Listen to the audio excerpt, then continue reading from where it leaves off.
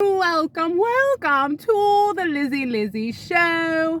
I am your host, Lizzie, and I come to you with a little bit of history, a little bit of personal history.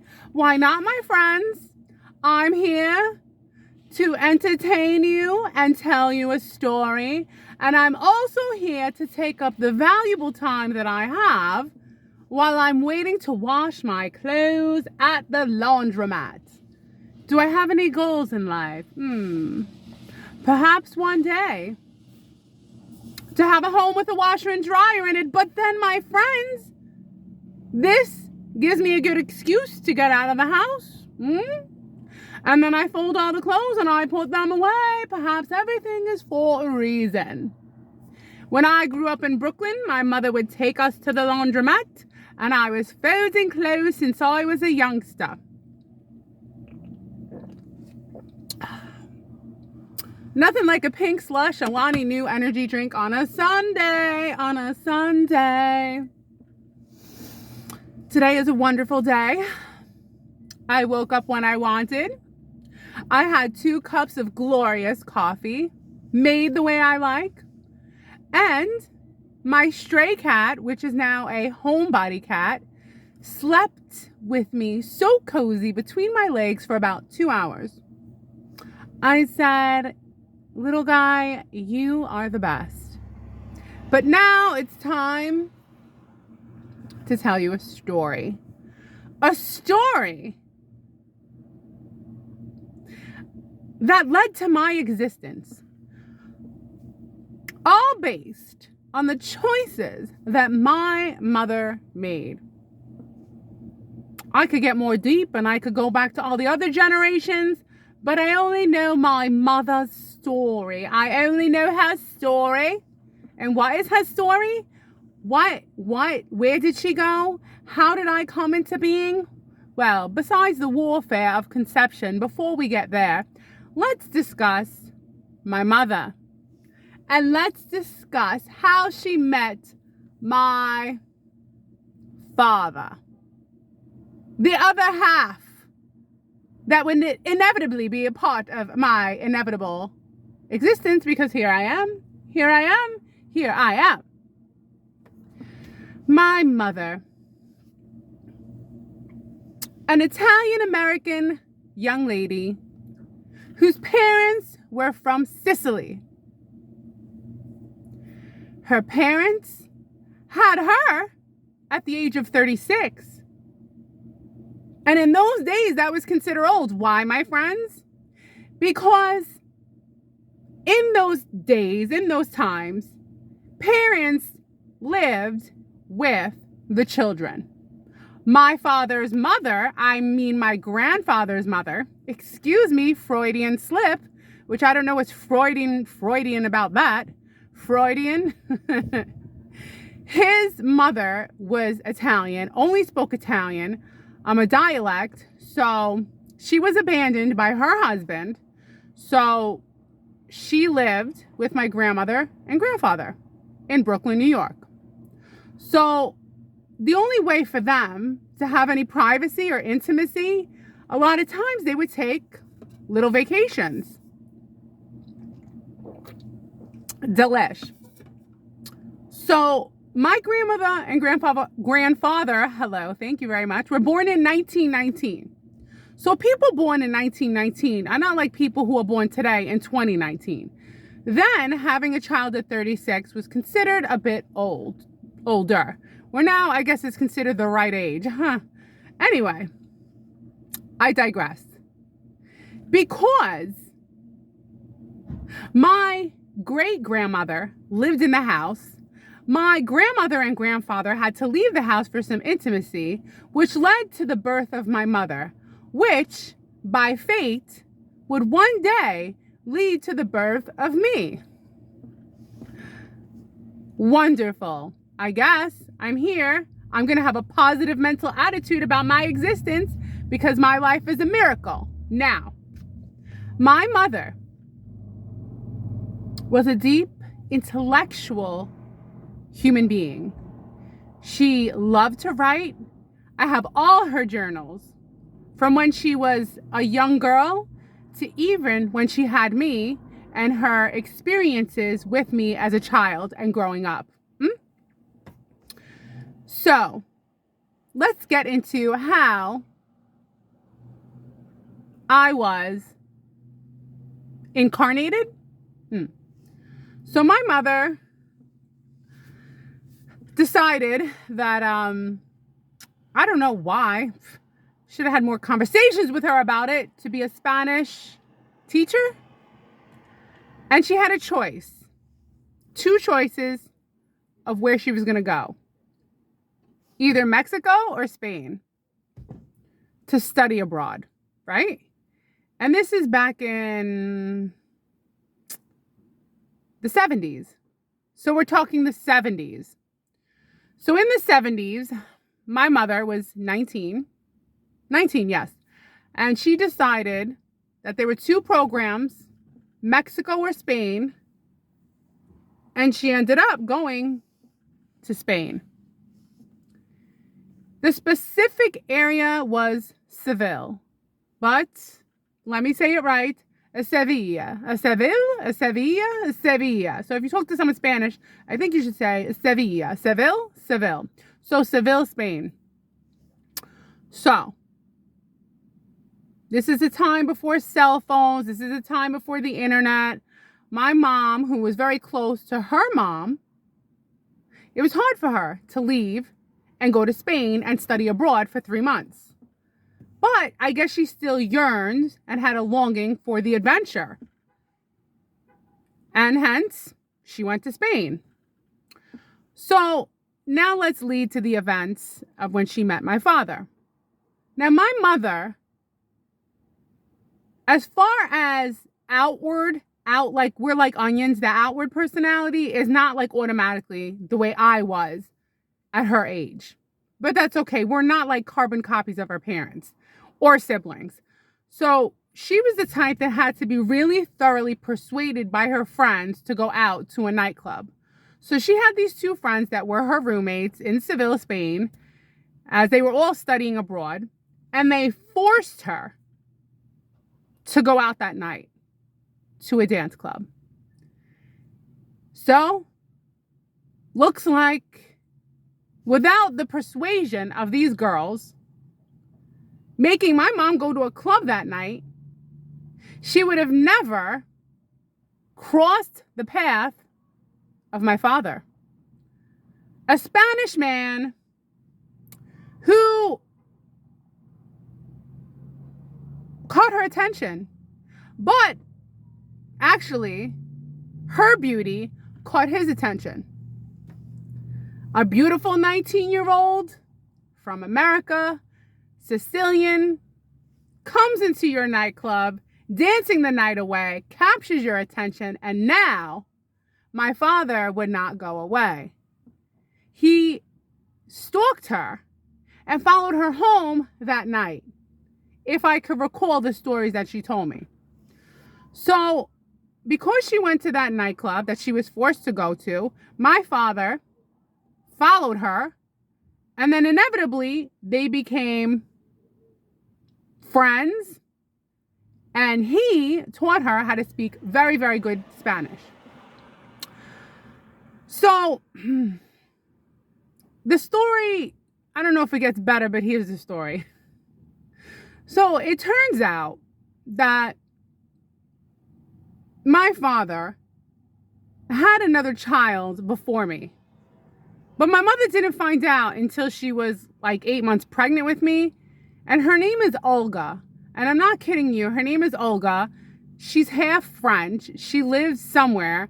And I guess she was never interested. I mean, I'd be interested in talking to her and saying, hey, we have half of the same DNA. But people are not interested, I guess. I don't even know how to find her. Her name is Olga. That's it.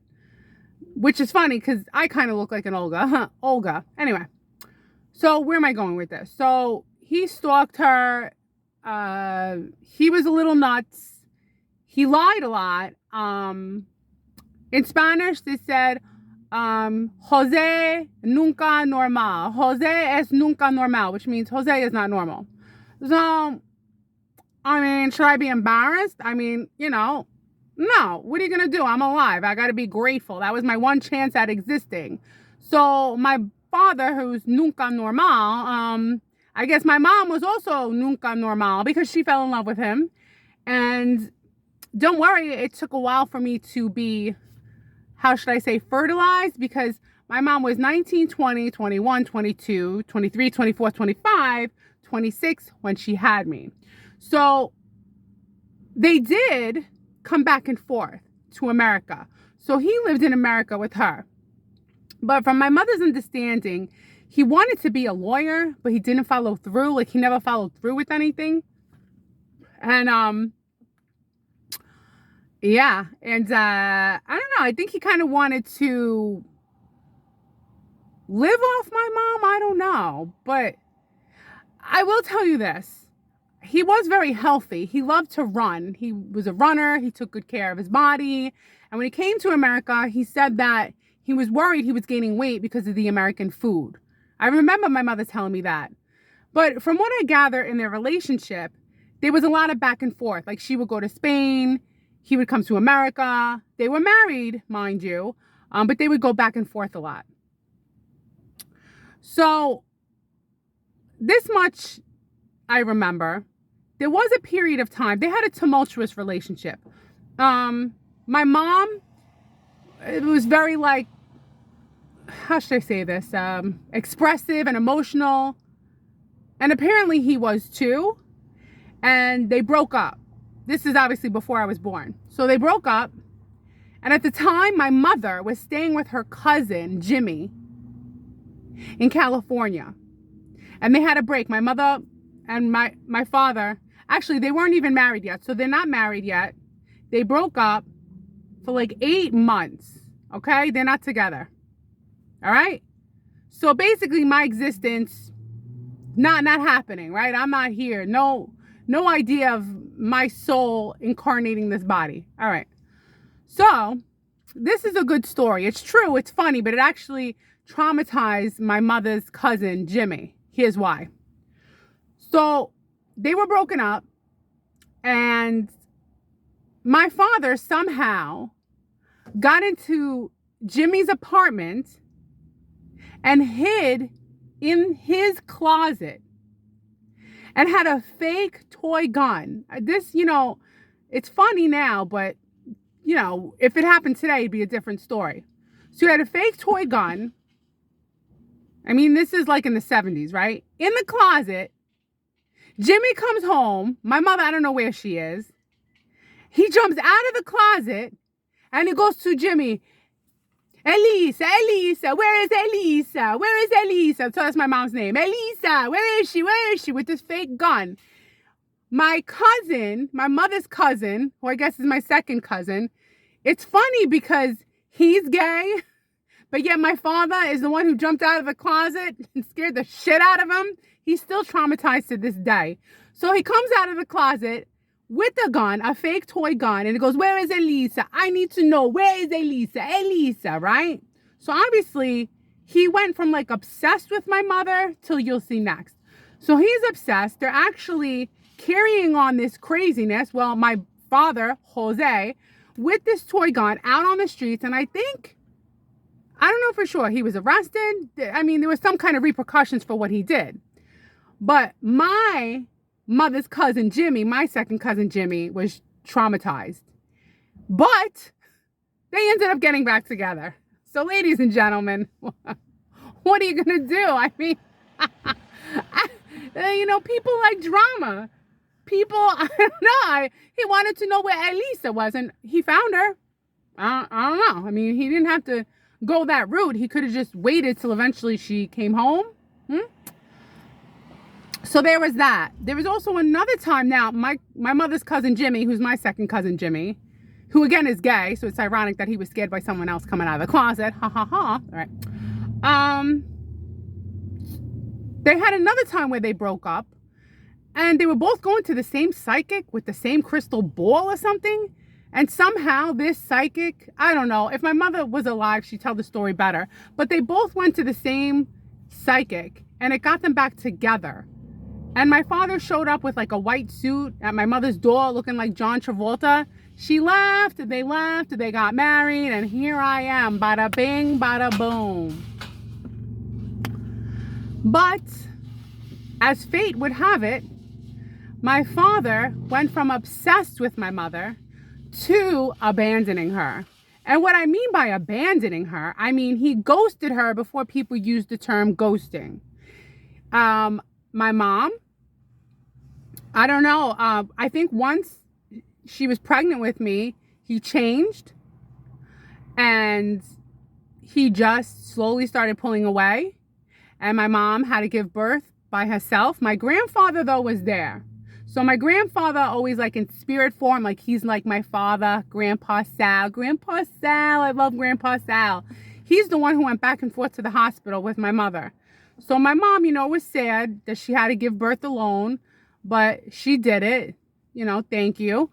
And that's it. He like stayed in Spain, and my mother was, I think, her whole life devastated, heartbroken, and always felt that sense of abandonment. And I think that's why our relationship always struggled when she went through, like, how should I say this? It was difficult for her as I was getting older and doing things. And when I read her diary, even when I would have an overnight stay with a friend, it would like break her heart because I was kind of substituting that relationship that she would have had with her husband that she loved. Let me add to this story. When I was 7 years old, going on 8, my mom went to Spain. I guess they still communicated somehow. And do you want to talk about being stood up? I'll never forget the memory of my mother standing on the balcony in her long skirt, white shirt, and it blowing through the wind like a movie, just stood up. Went to Spain, he didn't show up. Messed up. And it was hot. I remember Spain was hot. But we still had fun. She rented a moped. We went to the water park. I was talking the best Spanish I could at 7 years old. And that was it. I mean, my mother held hope for him for years. And that's why she never married again. She never had kids again. And I think it stayed with her her whole life. So I'm gonna say this, that and I guess this would be another video, I never personally met my father. I don't know him, but because I'm genetically connected to him, I don't know why, but I never felt angry. My mother never said a bad thing about him. I think mostly she was heartbroken, but I never knew anything bad about him. I only knew his good habits, that he loved to run, and my mother was happy that when she got pregnant, she had an excuse to stop running, you know? But my heart breaks more for my mother because I wanted her to have the love of her life, her whole life. And my mother was the type that would have wanted more children, but she wasn't looking, she was just so broken. It wasn't like she was going to meet someone else and then continue. That was it for her. And as I grew up, it was more and more hurtful for her because I was becoming more independent and she was more isolated and alone. Now, my father, Jose, lied to my mother about something else. He lied about his age. So my mother was 19 and he was 28. Is that right? 19, 20, 21, 22, 23, 24, 25, 26, 27, 28. Yeah, I think he's like 8 or 9 years older than my mother. That's right. So he lied. He lied about that. He lied about having other children. If my mother was alive, she'd have much better stories. I'm just trying to remember everything she told me. But what are you going to do? I'm here. And I have no hard feelings against my father. I don't even know, like, if he's dead, if he's alive, if he crossed over to the spiritual world. He's got some karma he has to deal with. You know what I'm saying? He has to. I heard, because, and I'm going to end with this. When I was younger, we did have the family reach out. His mother, which would be my grandmother from the father's side, and the grandfather from the father's side was heartbroken. How nice. That I, was never part of the family. So they reached out to me. So it turns out I have a cousin who's like 6 feet tall like me, who's Spanish. And I have some cousins and they seemed really excited, but I don't know where Jose is. I heard he became very religious. He never had any kids after me, but yeah, I don't know if he's dead or alive. And I will say one more thing. I do have a number, a landline number, because he has a sister named Maria, who's his twin sister, fraternal, obviously. And I tried calling, and the times that I call, I can't even speak Spanish. I'm like, so difficult. I need some way. So I don't even know. Who knows if anyone's even alive anymore? You know what I mean? But that's the story. All right. Well, you know what? I'm really like warm right now. My face is so hot from talking. I'm going to put the clothes in the dryer. I hope you like this story. If you want more stories, wait, that's the story. Yeah. I'm boiling right now, my face. Anyway, I guess I'm just lucky because I don't want to say I never cared, but it never affected me. Only now as I'm older, I'm like, oh, it'd be nice. It would have been nice to have the traditional, but it never really affected me because let me just say one more thing before I let you go. My mother was very, very, she stayed home with me for 3 years. She had the help of my grandmother and grandfather. So I was always surrounded by a lot of love and a lot of attention. And I think I never had an awareness that anything was missing, because he just didn't come back. He just stayed in Spain. Last thing, she sent the divorce papers with her friend Maria back to Spain. Can you believe that?